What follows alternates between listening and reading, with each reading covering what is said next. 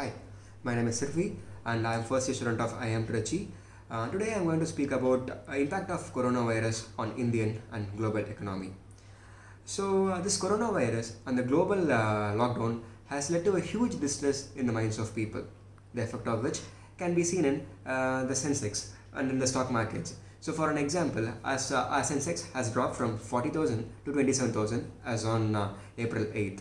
So it's always said that stock market and Sensex are a reflection of what is going to happen in the future and reflection of minds of people.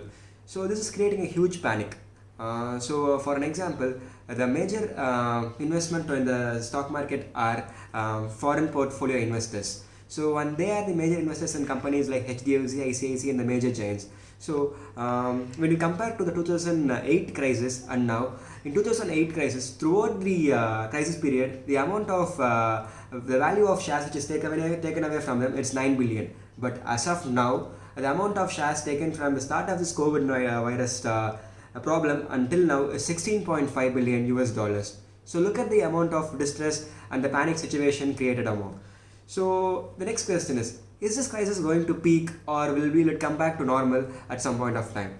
So the Wall Street experts say that this recession is just a temporary thing, and soon later at the 2020 second half it will come back to the normal.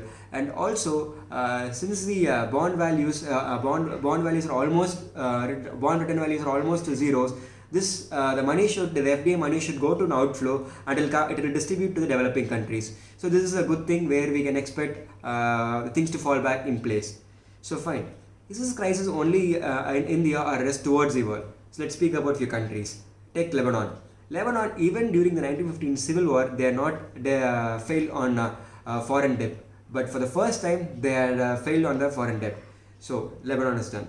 Next, Argentina. So Argentina are facing a huge problem, and because of this they are also failing in their foreign debts. Next, Venezuela.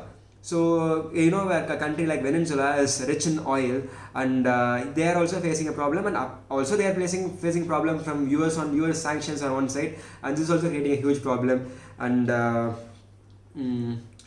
also take an example of the UAE, the oil exporting countries.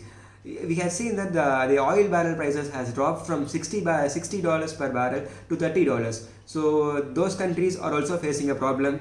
And next, when we talk about Asian countries, most of the value chain depends upon China. So now China is under the lockdown, and because of this issue, the entire value chain activities is affected because of this, and Asian and throughout the world countries are affected because of it.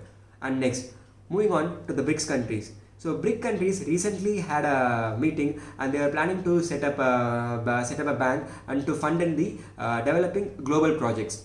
So but now, apart from India and China, the value of currency in the other three countries has dropped by 20%. So these BRICS countries, which are set to emerge as superpowers in future, is now questionable now.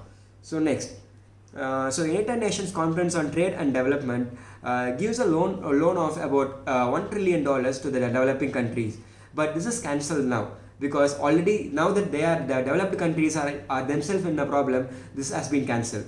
So now let's speak about India. So India currently is in a relatively good position comparing to many of the countries. So what about inflation?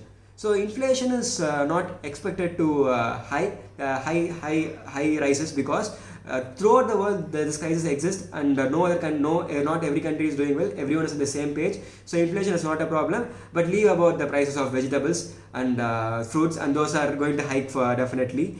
And also our trade deficit is expected to be around zero because we will balance oil deficit with the Gulf countries because of this, and that is also said. And also RBI is expected to monetize most of the physical deficit, so the interest rate won't shoot up.